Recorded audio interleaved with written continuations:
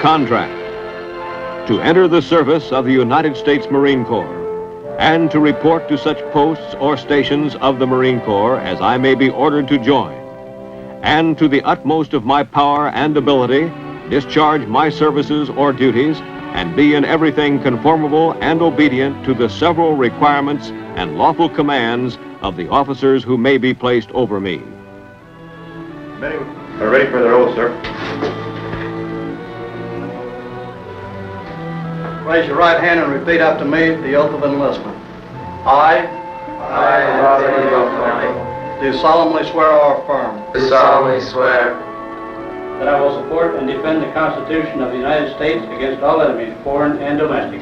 that I will support and defend the Constitution of the United States against all enemies, foreign and domestic, That I will bear true faith and allegiance to the same. that I will bear true faith and allegiance to the same, And that I will obey the orders of the President of the United States. and that I will obey the orders of the President of the United States and the orders of the officers appointed over me, and the orders of the officers appointed over me, according to regulations and the Uniform Code of Military Justice. according to regulations and the Uniform Code of Military Justice. So help me God. So help me God.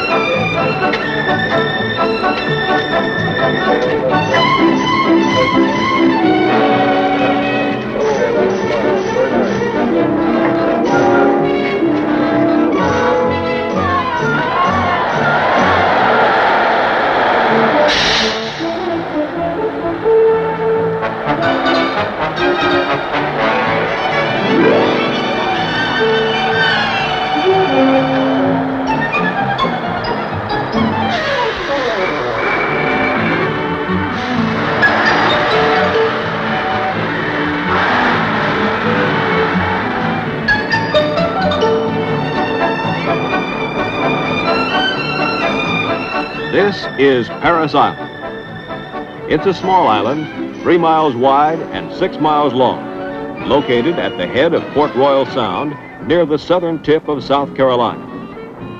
Marines first landed on Parris Island in 1891, when a detachment was assigned to the Navy Yard here. In 1915, the Navy turned over all its facilities to the Marine Corps. Since that time, over 1 million Marines who have served their Corps and country in 3 major wars and numerous conflicts from Haiti to Vietnam have been trained on Parris Island. The recruit is a young apprentice in a tough profession. He comes from all parts of the eastern United States. He averages 19 years old, 5 feet 10 inches tall, and weighs 160 pounds. But there are no typical recruits. Each is an individual with a different background. Before they leave recruit training, however, they will be molded into United States Marines.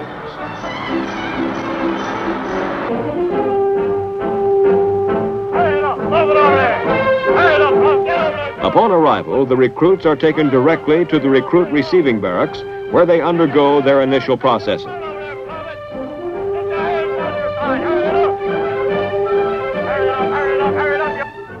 They first complete various forms necessary for the opening of their official records as Marines.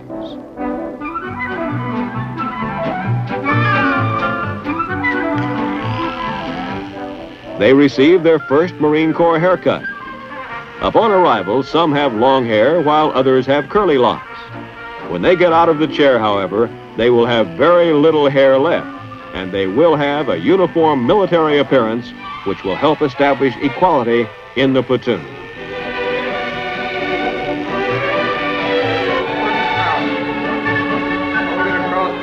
They receive a basic issue of personal articles needed while in training. Pick up the other towel.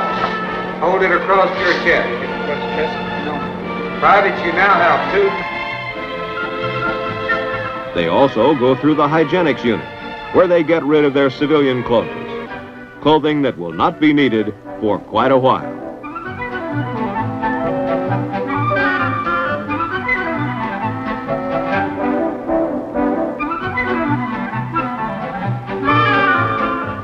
They take a shower. The purpose of the shower is to clean them. but we like to think that it is washing away old habits and ideas. They receive utility uniforms and other clothing necessary for training. Recruits requiring glasses are examined and fitted by optometrists.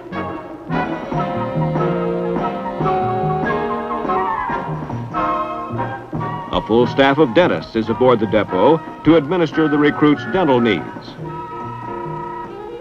After a recruit platoon has been formed, they are turned over to their drill instructors who will train them for duty with the world's finest military organization. A team of 3 of the best non-commissioned officers in the Marine Corps is assigned to each platoon.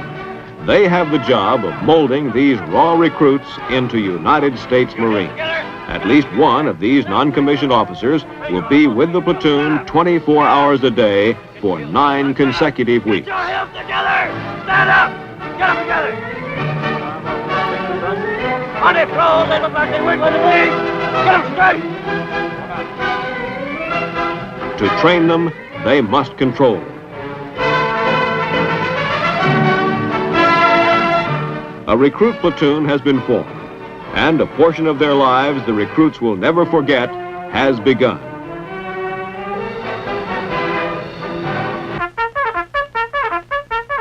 Reveille for the recruits goes at 4:55 a.m. They wash, shave, make up their bunks, and clean up the area before going to morning meal. At the mess hall, the recruits eat an ample and well-balanced meal. During the training day, they will easily burn up their 5,000-calorie diet. Before each meal, the recruits remember their religious obligations by saying grace. The recruits spend considerable time in the classroom. There, they receive instruction in basic military subjects. During the 3rd week of training, they will be given a written test. Those who fail will be given additional instruction before returning to regular training. Near the completion of training, another test will be given, so that the progress they have made during the entire period can be evaluated.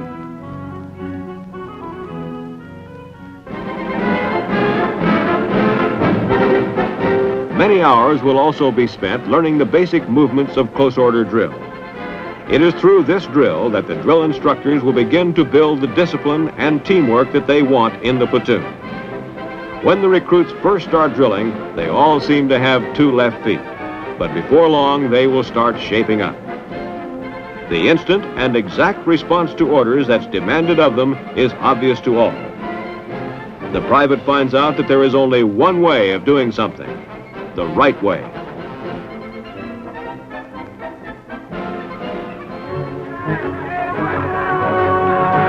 Physical training is also stressed here at Parris Island. Many hours are devoted to reconstruction of 19 years of improperly toned muscles, which must be conditioned in 9 short weeks. This program is conducted by both the physical training instructor and the drill instructor. The Marine Corps Obstacle Course provides an excellent physical conditioning device. The course consists of a series of unique obstacles which develop strength and coordination. The first time a recruit runs the course, he finds it is a challenging, near impossible feat. However, after weeks of intensive conditioning, he is able to negotiate the obstacles with little difficulty.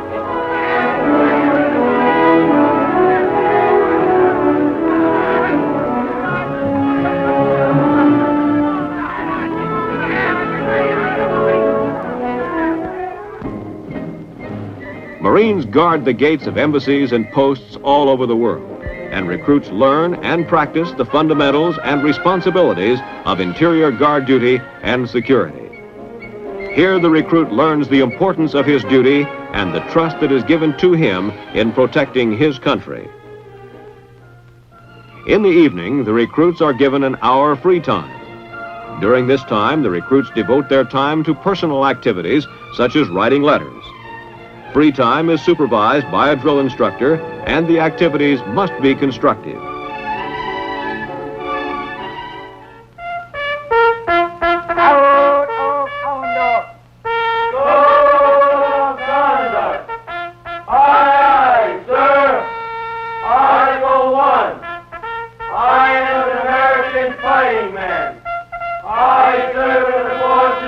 God, my country, and our way of life. I am prepared to give my life. At 9 o'clock each night, the recruits are ready for a full night of sleep. They have been given little time to think of anything but the Marine Corps. This is exactly what we want. We keep them so busy that they have little chance to become homesick. All recruits from the day of their arrival are encouraged to fulfill their moral obligations by attending the church of their choice. Those recruits who are not church members have the opportunity to attend religious instruction.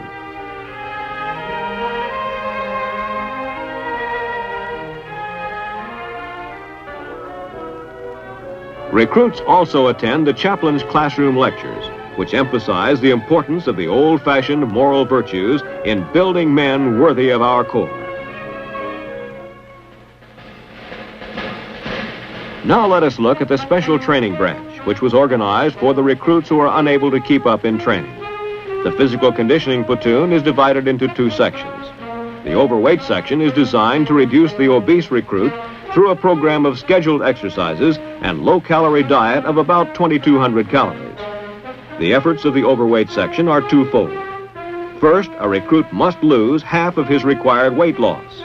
Second, he must pass a strength test in order to return to regular training. The average loss of weight for each recruit in the section is 1 pound per day.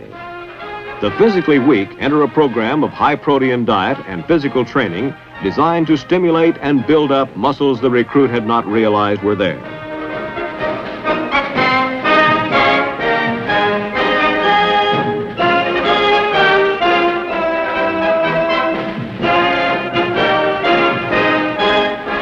The Proficiency Platoon provides concentrated instruction and review for recruits who have failed their written examinations. This training is accomplished on the weekend, and those recruits who pass a retest return to their regular platoon. Those who fail are retained to receive instruction at a slower pace. Recruits who have an extremely difficult time adjusting to the military environment are assigned to the Motivation Platoon. Here they will receive instruction that will stimulate their desire to return to training and to become a successful member of a regular platoon. When the recruits have shown that they can meet the demands of recruit training, they return to a regular platoon.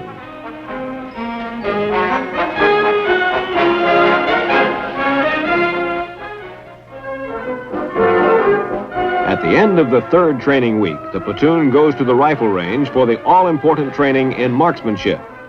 Here, the recruits will spend the next 3 weeks learning the basic tool of his trade, the rifle.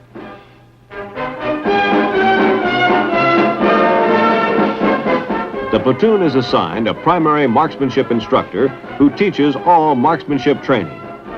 The drill instructors assist him in teaching the basics of rifle marksmanship.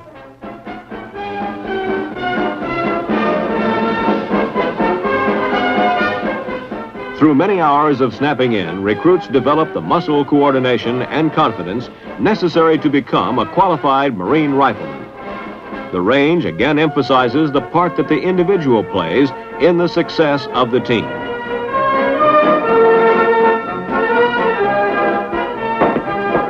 Qualification Day is a big event in the life of the recruit and to his platoon.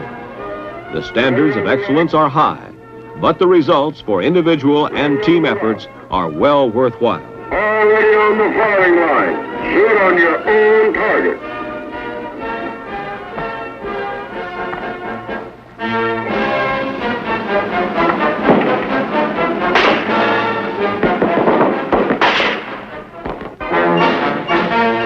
The men who qualify earn the right to wear their badge of qualification as a symbol of their individual marksmanship ability. The Commanding General's Trophy is awarded to the platoon with the highest percentage on each qualification day. This is done to stress the importance of teamwork between the marksmanship instructor, drill instructors, and the recruits.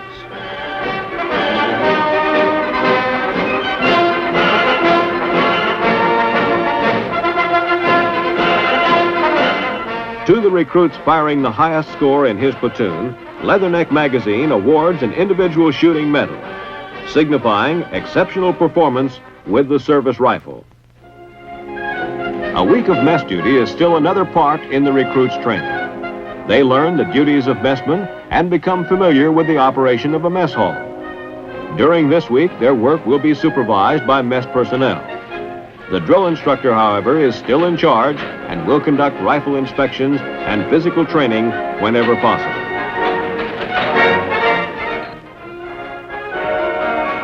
The recruits also participate in battalion and regimental field meets. Each battalion selects teams to compete in the monthly regimental field meet. This competition is used to build pride, teamwork, and esprit de corps within the units. These events press home the point that if one man lags, the team will suffer, and the burden will fall on the remaining members.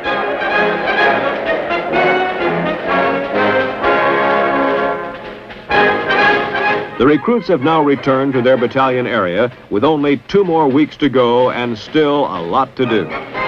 Much of their time will be spent preparing for the battalion commander's drill competition, but not all of it. The last 2 weeks are the busiest weeks of recruit training.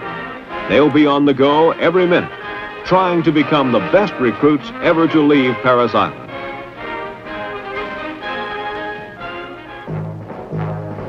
It is during this final phase of training that recruits learn and apply skills in close combat. They are taught footwork and basic bayonet attack movements by experts. The skills are mastered by many hours of practical application on reaction courses which realistically simulate combat conditions.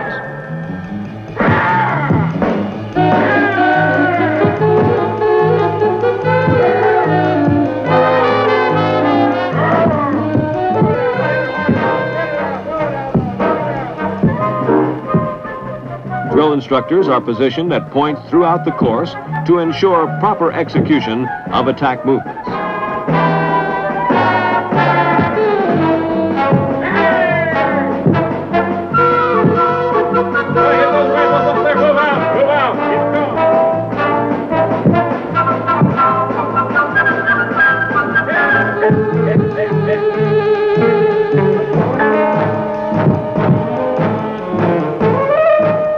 Pugil sticks and protective equipment enable recruits to engage in bayonet fighting bouts where they can experience bodily contact and develop aggressiveness, which is a quality most necessary in a good bayonet fighter.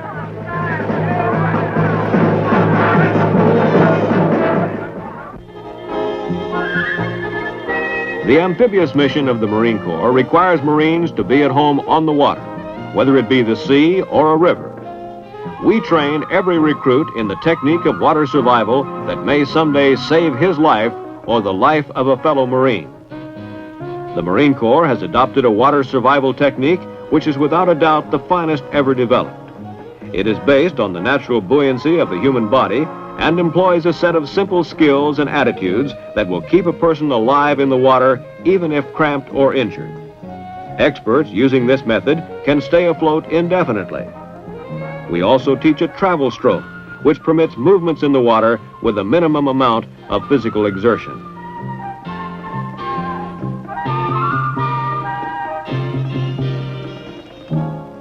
The confidence course training is designed to develop coordination, confidence, and determination within each recruit. The recruit must exercise his own initiative in maneuvering himself through 13 different obstacles, each providing a different challenge. This training helps the recruit overcome fear of height by demanding the execution of obstacles which are up to 40 feet high.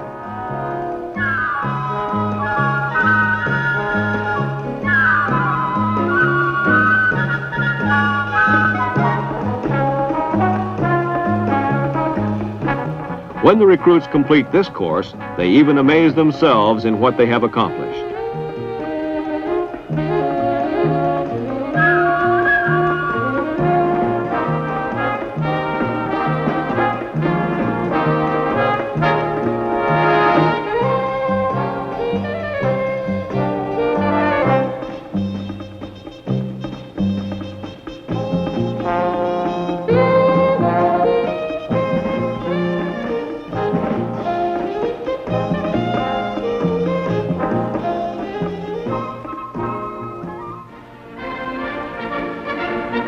In their 8th week of training, the recruits go on an 8-mile training hike to Elliott's Beach for an overnight bivouac. Prior to their departure, the recruits are inspected by supervisory Marines. The recruits know that if they have not met the high standards of recruit training, it will be noted.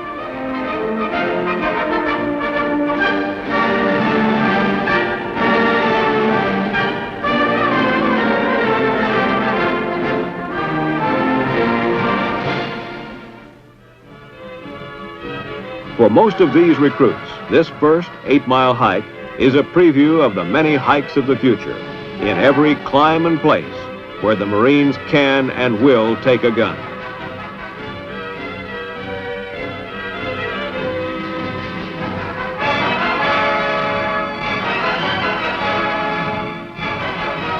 Upon reaching Elliott's Beach, the recruits pitch their shelter tents and receive instruction on subjects which show them how to live in the field.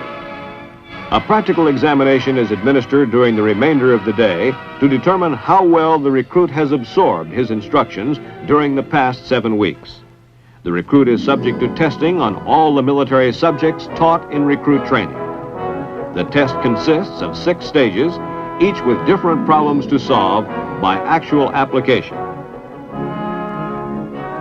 A Marine must know his weapon. Recruits are tested while blindfolded on the assembly and disassembly of the M14 rifle.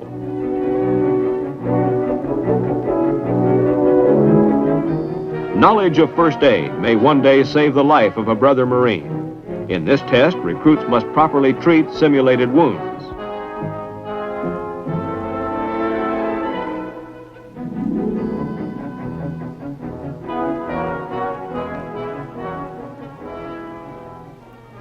In the bayonet test, recruits must correctly apply the basic bayonet attack movements.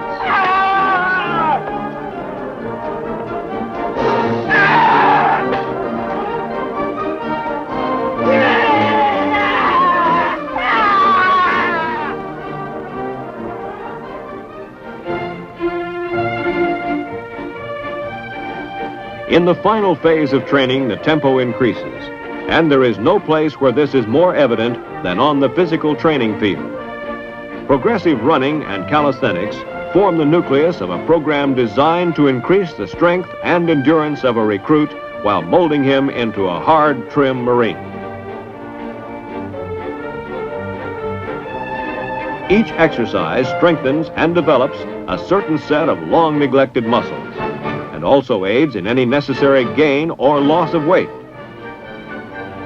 The focal point of the physical conditioning program is the building of endurance through a system of progressive distance running.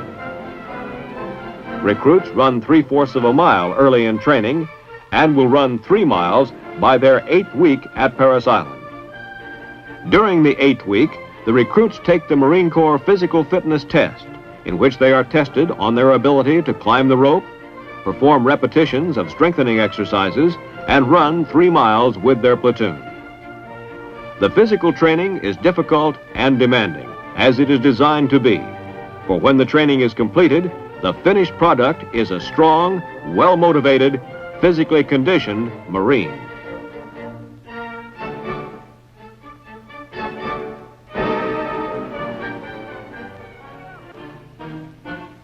You will remember seeing this platoon at the beginning. They were raw recruits, unaccustomed to their new military way of life, unsure of themselves, and undisciplined. This is that same platoon just 9 weeks later. Some of the original recruits are missing. They are the ones that could not measure up. The platoon is now ready to demonstrate at the battalion commander's drill competition their ability to execute individual and unit movements with snap and precision. A mistake now will be seen and will reflect in the platoon rating.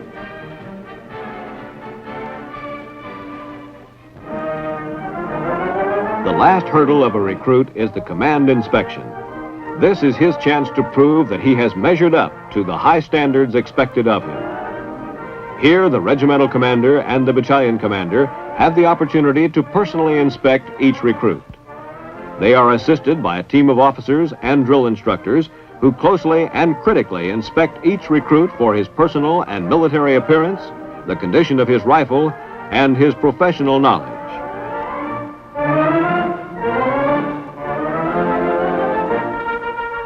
The work of the recruit and their drill instructors is done, and now comes the final review.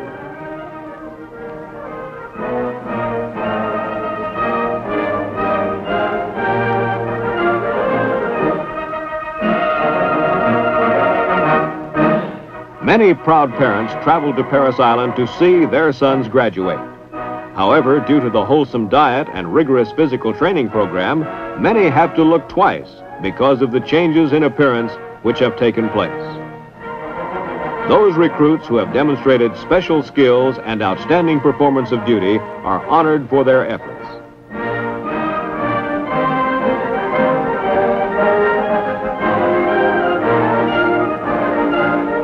The highest award a recruit can receive is the American Spirit Honor Medal, which is given through the Department of Defense by the Citizens Committee for the Army, Navy, and Air Force. The distinction is reserved for the truly superior recruit, and it is given to only about one recruit in 5,000. There is the Outstanding Man Award for the best recruit in each platoon. The prize is a dress blue uniform awarded by Leatherneck magazine.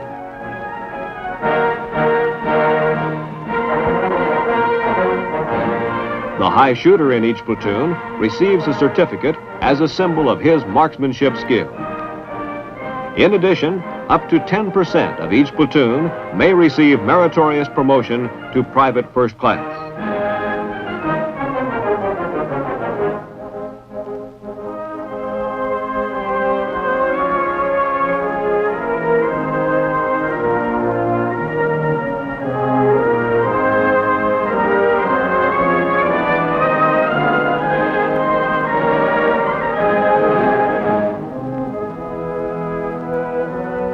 As a final reward, the honorees will take the final review with the reviewing officer.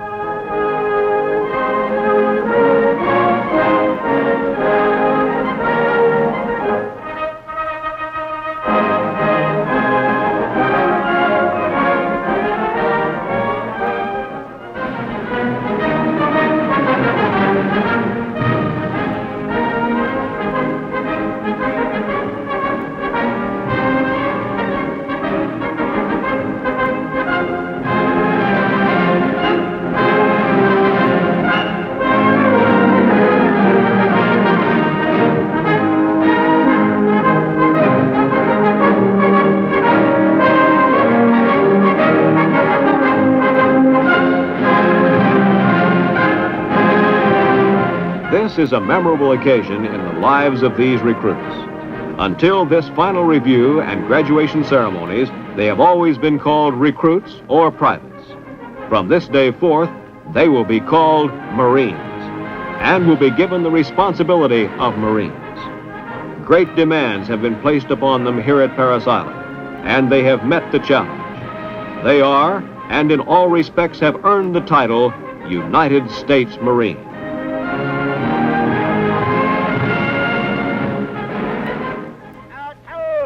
K-78, Ted Smith.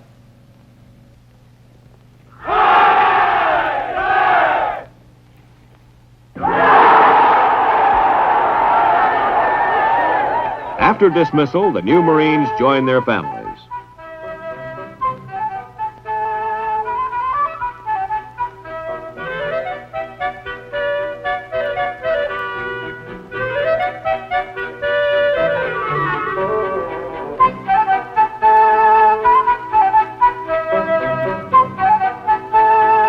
They and their families are served refreshments in their mess hall. Later, they will tour the battalion and proudly show their parents the training at Parris Island.